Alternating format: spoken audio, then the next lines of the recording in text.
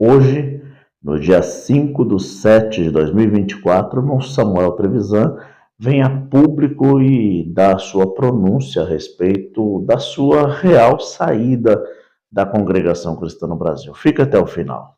Esse povo virou as costas para minha família. Os meus filhos virou lixo na mão deles. A minha esposa virou lixo. Eu virei lixo. Porque eles são pessoas que mantêm uma tradição, mas uma tradição fora da palavra. Irmão Samuel Trevisan é um ancião que foi mais de 21 anos ancião pela congregação cristã no Brasil e atendeu na cidade de Jandira. Ele, junto do irmão João Marcos, irmão Toniel Ribeiro, irmão Alexandre, também ancião.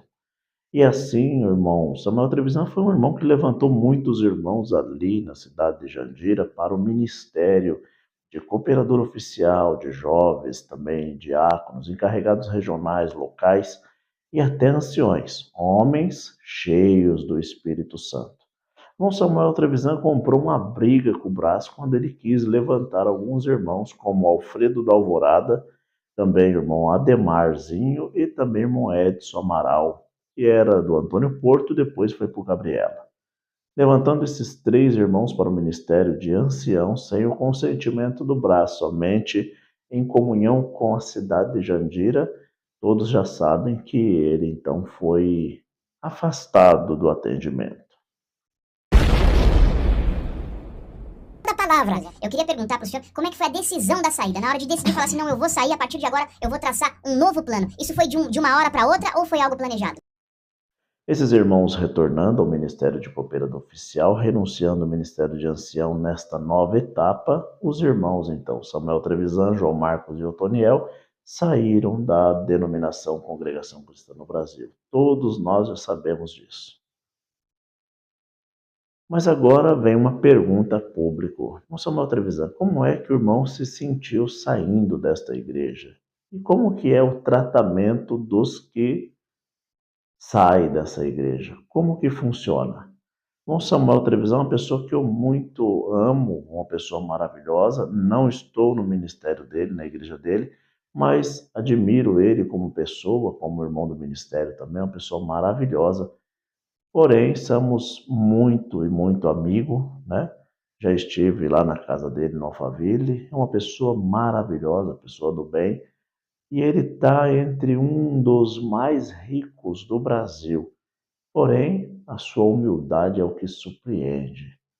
E olha o que ele fala de como foi tratado pela Irmandade, depois de 21 anos de ancião na congregação cristã no Brasil. E até mesmo aqueles quais ele lutou para levantá-los. Vamos ouvir junto na íntegra essa história.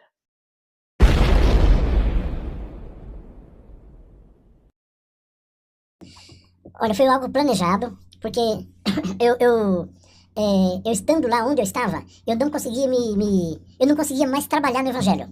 Eu estava preso, sem poder fazer a vontade de Deus. A cidade da qual eu pertencia, que eu era pastor, ou lá se chama ancião, que eu era ancião, ela atingiu o maior índice de crente por densidade demográfica. Nós tínhamos 5% do povo da minha cidade era da cristã no Brasil, na época, e ao invés de eu ser apoiado na época, eu era escrachado, as pessoas falavam contra a gente, batiam na gente, os meus líderes lá na época, ao invés de me apoiarem, alguns deles já faleceram, eles tinham ciúmes. Eu lá sei se é ciúmes, ou se é para poder manter o poder, e eles me amarravam, travavam a minha vida. E eu vou contar pra você uma história agora, pra você entender por que eu saí de lá. Eu vou contar uma história pra você entender por que foi que eu saí de lá. Tem um país na África que foi dominado pela Inglaterra. Isso lá no tempo dos impérios. Sim. Foi dominado pela Inglaterra e um dia fizeram uma reunião porque eles queriam sair do domínio da Inglaterra. Sair do domínio. Olha o que é sair do domínio de um império. A Inglaterra é o império até hoje, um país maravilhoso. Naquele tempo, o Brasil era dominado pelo Portugal, a Argentina, era colonizado e dominado. Eram colônias, né? Sim. Colônias. Então não estava errado. Só que eles não queriam ficar. Porque eles não se sentiam bem ser colonizados por alguém na época. Eles sabiam que eles tinham que eles eram águia, eles não eram galinha. Eles sabiam que eles eram águia. O propósito era maior. O propósito era maior. Eu estou falando do país de Gana. De Gana. O país de Gana existia, depois o país de Gana virou Costa do Ouro da Inglaterra. E o povo queria sair de lá. E um dia estava numa reunião, aquele monte de gente numa reunião, isso está no livro, estou falando que eu tenho o livro em casa, posso provar. Eles estavam numa reunião e as pessoas que se sentiam bem dominadas queriam permanecer. E o povo não queria permanecer. Os líderes mais inteligentes não queriam permanecer. Dominados. Porque o domínio, o ser humano tem que ser livre. O ser humano tem que ser inteligente. O ser humano não pode se sentir dominado. E esse que eles fizeram? Aí levantou-se uma pessoa do meio da plateia, daquela reunião, e falou, olha, e contou uma história da águia e da galinha. De uma águia que foi criada no meio das galinhas. Já viu essa história? Já. A águia foi criada no meio das galinhas e a águia no meio das galinhas era o quê, meu André? Galinha, não é isso? A águia era galinha. Até o dia, ela ciscava, ela comia milho com as galinhas, até o dia que veio alguém que entendia de animais, de aves, e colocou ela no braço e mandou ela voar. Ela não voou, ela voltou pro galinheiro. No outro dia, essa pessoa, junto do dono da águia, subiu no lugar mais alto, colocou ela no braço e mandou ela voar, ela não voou. Porque ela era águia, mas ela estava presa no galinheiro. Não tinha liberdade. Eu não estou chamando ninguém de galinha nem de galinheiro. Eu estou falando sobre liberdade. É uma colocação, liberdade. Conclusão. Essa pessoa que entendia de ave e o proprietário da águia, que vivia com as galinhas, que tinha entendimento de galinha, mas tinha coração de águia. Quem tem coração de águia não fica no mesmo lugar, né? No mesmo lugar, não fica preso, ele se liberta. O que eles fizeram? Eles foram num monte alto onde a águia não via as galinhas e soltou ela.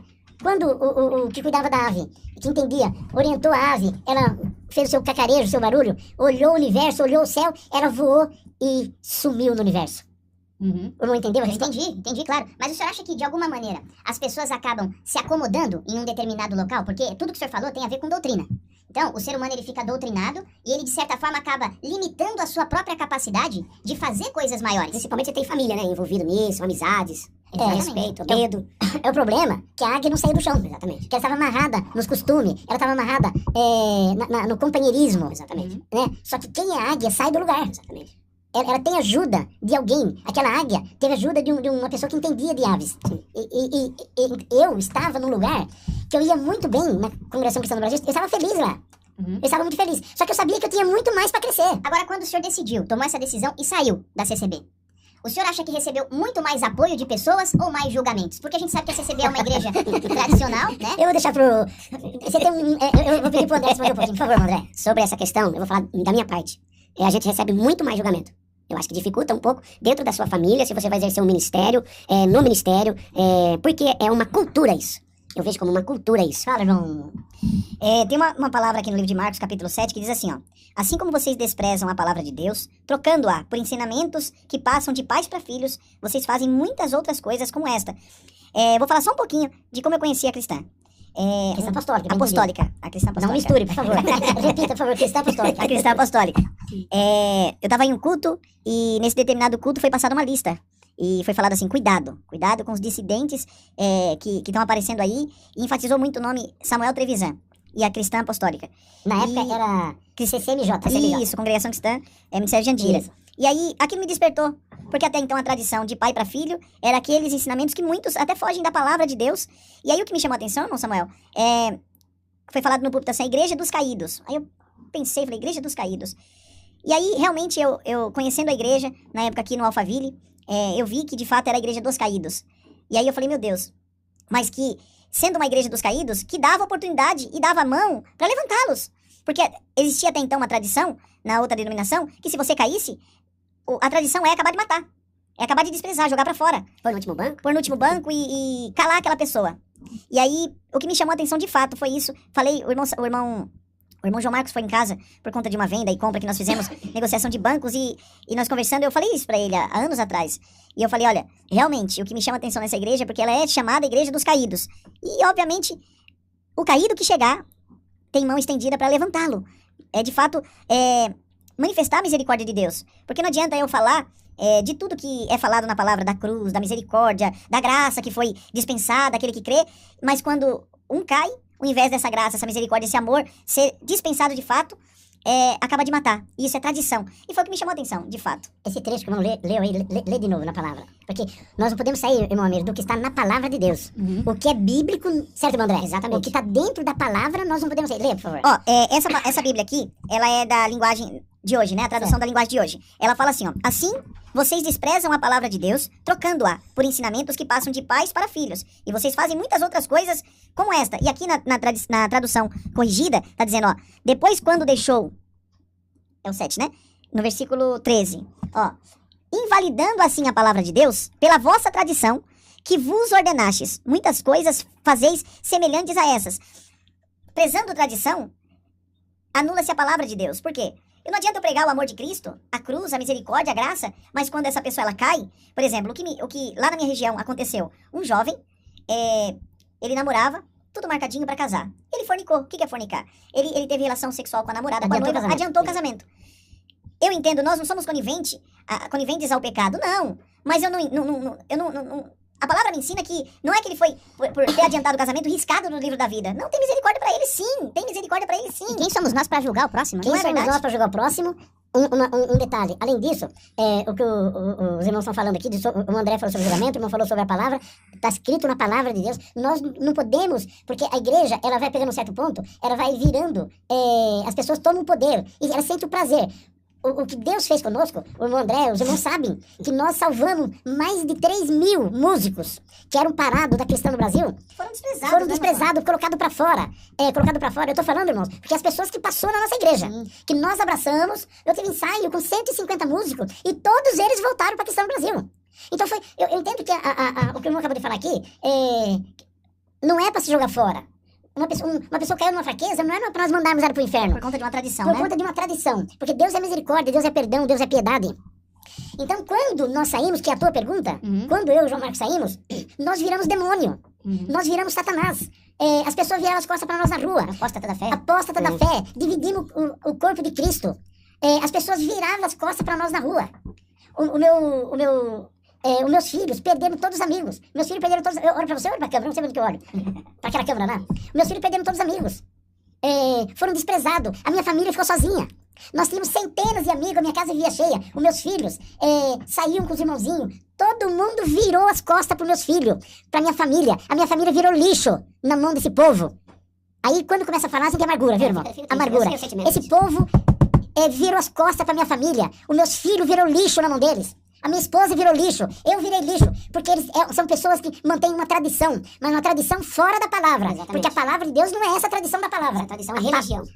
Aí Cristo condena isso. Cristo condena a religião. Isso, exatamente. Cristo é misericórdia, é perdão.